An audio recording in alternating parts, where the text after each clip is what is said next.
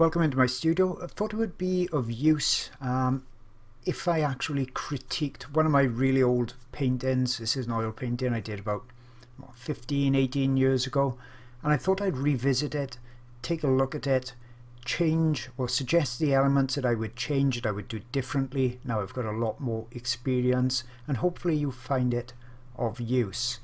So this was quite a large painting. I think it's probably about 24-32 inches wide, and I wanted to create the imposing look of the elephant coming forward in this Botswana scene, and you can see the trees that's been stripped and damaged, and that's really typical to see that in Botswana, where there's lots and lots of elephants and they love ripping these trees apart. But there's a few things that I would now change. Let me highlight a few of those. So the first thing I would change is that these lines, these leading lines in, are for me now too obvious. So lots of us know that having lines leading into the center of interest directs the eye of the viewer into that critical area, and you can also create things that will bring the eye around. But when they become so obvious, and even though these scenes or these objects were actually in the scene, I would take a few of them out now, or I would make them not look so deliberate, because it just looks too contrived that these branches and trunks and things are really pointing towards the center of interest, the elephant's head. So that's one thing I would change. Another thing is this line of the distant tree. This branch coming over the head of the elephant is really almost duplicating the shape of the elephant, and I can't remember if that was like that exactly on the reference photo, but that's something else I would change. It just looks too contrived once again. Now the background for me is too vibrant.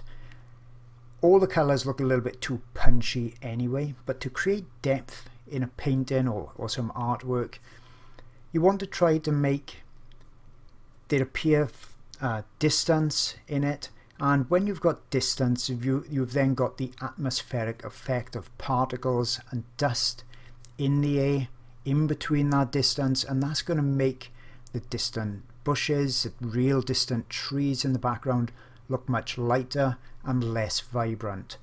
If I'd done this painting again, I would really emphasize that and take a lot of the vibrancy and a lot of the tonal contrast out of the distant and mid-distant trees.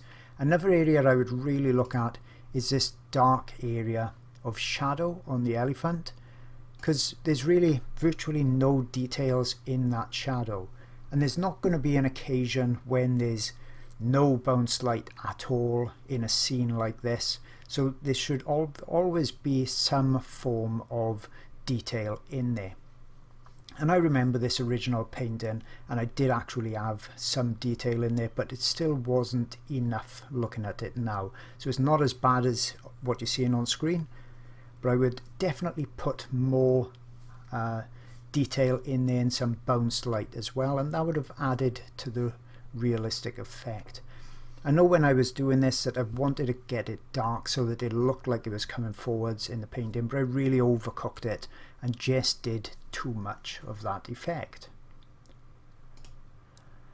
Now remember I said about dark objects, if they're in the background then they start to feel like they're coming forwards. Well, this branch on the left hand side of the tree, that's really way too dark, and that for me is making it feel like it's competing with the elephant and coming forwards in the drawing. So I would definitely have subdued that effect on that branch.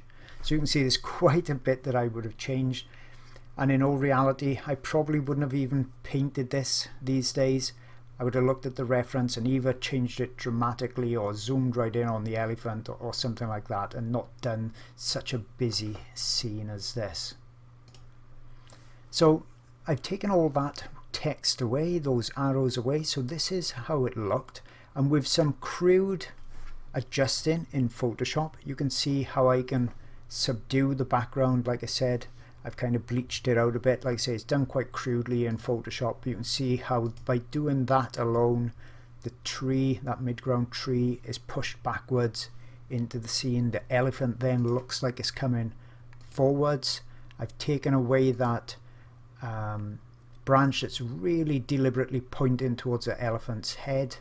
Like I said, it is crudely done in Photoshop, but I just wanted to give you an idea of how different it could actually look. And I would possibly take this tree away as well. When you've got so many elements such as what's there in the scene, you don't really need to fill every section of the scene with something. It gets too overcrowded.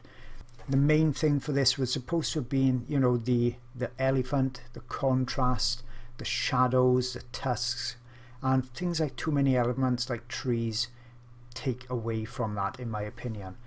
I like to also ask myself, is there anything in the scene that's adding nothing?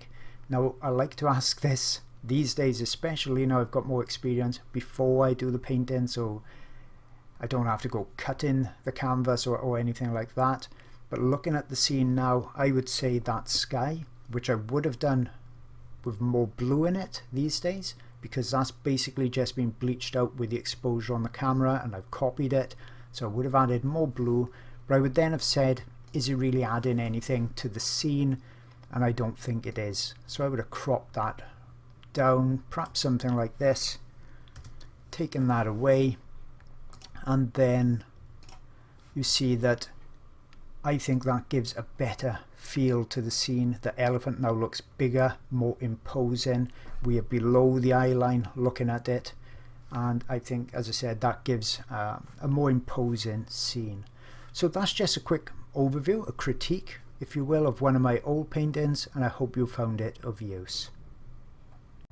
Just wanted to quickly mention my Patreon channel for those looking for even more in-depth art instruction. It's packed full of pastel videos, oil videos as well, and those videos are being added to new ones every single month.